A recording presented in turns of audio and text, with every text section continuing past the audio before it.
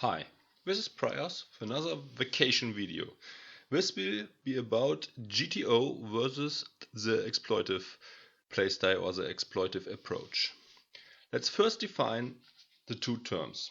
GTO stands for Game Theory Optimal. GTO means that you play an optimal strategy based on a Nash equilibrium. This means you play the best possible strategy. It doesn't matter what your opponent does, he can't win in the long run. The best adjustment against an opponent who is playing GTO would be to play GTO as well. In that case, both players would expect to lose just the rake. Let's move on to the exploitive approach or exploitive playstyle. This means that you don't play a game theory optimal strategy. This means you make exploitive adjustments because you want to exploit your opponents who are also playing suboptimal. This simply means that you try to play max EV against your opponent's strategy. This, for example, means that you would 3-bet a guy who is folding too much a ton to extract most value from his league. So you deviate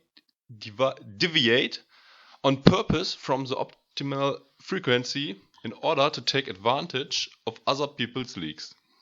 In theory, your opponent should find out at some point that you found a weak spot in his game and afterwards should readjust his strategy. So playing an exploitive style also means to adjust and readjust to your competitors. Let's stay at the 3-bet example made before. Your opponent might realize that you 3-bet him way too light and might start to open less hands and 4-bet you a ton as well as calling a wider range. Now it's on you to readjust your strategy and to come back to a much lower 3-bet stat.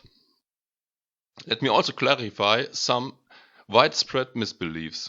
GTO doesn't mean that you play max EV. No, it just means that no one can beat you in the long run with any other strategy.